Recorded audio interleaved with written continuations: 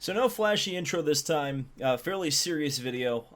But if you haven't been paying attention, the Daytona 500 had its worst TV ratings of all time. Now, 100%. Mostly that is down due to the weather, which interrupted the race and caused a very long delay. Race ended after midnight. Big time part of this. Big time factor in this. If you don't want to go any further than that, if you don't want to go any further detail than that, if you just want to stick your fingers in your ears and not look at any other factors, that's all you need to know. But in this video, we're going to talk about the Daytona 500 ratings, very similar to the way we talked about the Indy 500 ratings when they were the lowest of all time in August, and kind of break down some of the factors and what kind of created this situation in the first place. One of those things, you should definitely check out Race 92 and join the Noon movement. I'm telling you, we are selling so many of those shirts. It's unbelievable. It's easily our most popular shirt we've ever made. And if you'd like to join that crew, head over to Race 92. Maybe buy two and use code David10 at to get 10% off your purchase at checkout. But yeah, it's a pretty grim situation. And unfortunately, really, I have to say this right off the bat. This really isn't NASCAR's fault. As we're kind of going to go into this, NASCAR really held up their end of the bargain. This video in particular is really going to kind of take aim at Fox Sports, because ultimately the decisions that they made created the situation in which we've not only seen the lowest Daytona 500 ratings ever, but really we've seen a declining trend since around 2013.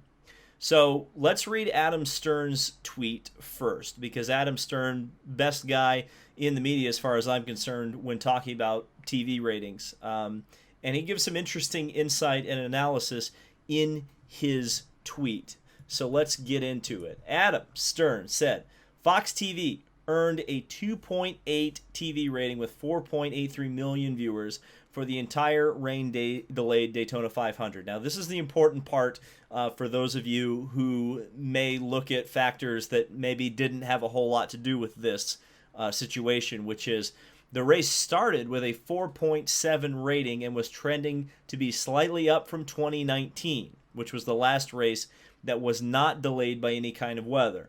But casual viewers appeared to have left the channel en masse after the 5-hour rain delay. Now, to give you a little bit more context, I want to bring up a couple of graphs from the Sports Media Watch.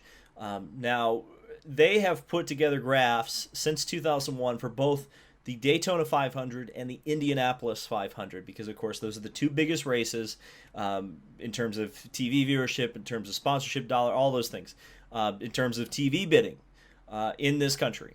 So it will tell you kind of where the trends are heading and where the graphs are kind of pointing in regards to what a race maybe can stabilize at versus a race that had a very high peak and seems to be falling off a little bit. And I want to be very clear here that without the rain delays in 20 and 21, I think we would be seeing a stabilization of the Daytona 500 ratings. But the graph that you are seeing right now on the screen is quite shocking. There's no doubt about it. When you look at this, it doesn't tell you it doesn't paint a very pretty picture.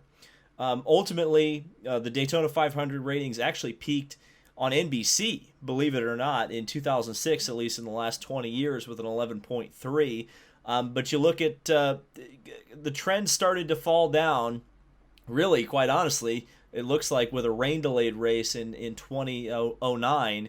But still, as things dipped, they picked up a little bit with Danica Patrick. It's ironic because the 2012 race was delayed, though I think that had more to do with Juan Montoya hitting a jet dryer than anything else. But a significant dip there in 2014 with a rain-delayed race. But this is the thing, man. 9.3 rating, I think it was around it was a 9 million viewers, a 5.6 rating. You lost 5 million viewers for a very similar race, which ended at a very similar time. Now, granted, no Dale Jr., no Danica Patrick, no Tony Stewart, no Jeff Gordon. A lot of the big stars that were in that 2014 race are no longer there. So I guess casual viewers were perhaps more willing to stay up until 1 or 2 in the morning to try to watch what happened in the Daytona 500, and particularly when a driver like Dale Jr. is involved in winning. That certainly plays into it. But you can see as things continued on, and there were several races in a row there from 15 to 19, that there weren't really any delays, and things began to fall off quite a bit. Now, that being said, if it had landed around that 5 mark, and I have no reason to believe that 2020 wouldn't have landed there as well, especially with the Trump bump that particular race got, particularly in the pre-race segment. I think we would be seeing the Daytona 500 start to land around 5, 4.5, somewhere around there for the TV ratings. And I think it is stabilizing. I don't think it's quite as dire as that looks, but at the same time, I definitely think that I wonder that what sponsors will think of looking at that graph and seeing how dramatically it has fallen off, even if it has been weather influenced. And since, people are going to want to know, looking at the Indy 500, that race outside of 2020, which of course I made a full video on that, there were several factors that led to that race losing a full ratings point. Certainly there was a lot of unhappiness in the fan base. It went up against NASCAR, and generally speaking, it was towards the time when the country itself was opening up. So less people were willing to sit in their house in the middle of August. They would much rather be outside and doing things, and that's what they were doing at that point. But generally, outside of that outlier, it appears that honestly, it looks like the trend seems to be that the Indy 500 and the Daytona 500 are going to fall around that 4.0 mark. The Indy 500's already done that, and I would say that's probably largely down to the casuals leaving. Very similar situation you can see in 2005 versus 2013 with the Danica bump, but generally speaking, it's around a 4 that the Indy 500 can expect, and it seems like it's going to be around a 4 that the Daytona 500 can expect going forward. Now, certainly, the ratings being bad this year, and really in 2020, that had a lot to do with the weather. And I'm not a native Floridian. I've only, been there for races. And I can only kind of listen to what people who have either lived in Florida or currently are living in Florida tell me. And they say that generally speaking, especially in this time of the year, though throughout most of the year, afternoon showers are a thing that happens in Florida. And so I don't want to turn this video into me screaming noon 1,200 times, but I think Fox is really kicking itself in the balls, starting the races or kind of twisting NASCAR's arm to start the races so late. Because let's just say it does rain at noon. Well, aren't you glad you got all the pre-race festivities and all that stuff out of the way so that when the race actually can go forward and you can start it, you can get right into it and try to get that race over? Because it's pretty clear at this point, especially from this year, that you can't run late anymore. It's not 2014 anymore. You can't run till 1 a.m. and expect that TV rating to be acceptable for that time of night. The viewers, once it hit 9 p.m., they were gone because most of the race still had to be completed, and ultimately it wasn't, let's be honest, it wasn't a very exciting race. Now, I do understand that television wants that start time to be late, right? They think that's when they can generate the most viewers. The advantage, I suppose, a race like the Indianapolis 500 has, outside of the fact that it starts early and there are no lights, so if it does rain heavily, it's going to go to the next day. But the advantage that the Indy 500 has is that the next day is a holiday, which is Memorial Day. So theoretically, you have an extra day planned in that if something goes wrong and you can't run the race on Sunday, you can run it on Monday, and really, it's probably not going to affect your TV ratings much one way or another because people are still going to be off of work and be able to enjoy your race. NASCAR, unfortunately, doesn't have that advantage. They either have to run the race on Sunday night or try desperately to run that race on Sunday night, or they're going to have to try to fit it in somewhere Monday and hope and pray that the people come back to watch it, because they're going to have to start it late anyway, and then also cross your fingers that, hey, hopefully it doesn't rain on Monday too, because then we're going to Tuesday, Wednesday, Thursday, and as we saw with Texas, that doesn't usually end very well. If NASCAR, well, I don't want to say if NASCAR insists, because I don't think it's NASCAR that's insisting on the late start times, though my understanding it is very complicated, and I don't want to, I don't want to be too much leaning into the noon meme. I really want to take a serious look at this.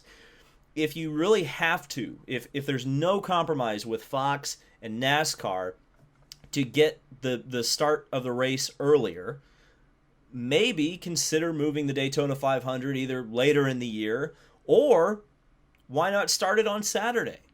Why not shift things around in speed weeks so that you can have the Sunday off behind the Daytona 500 just in case you need to run that race or need an extra day if it does rain on Saturday.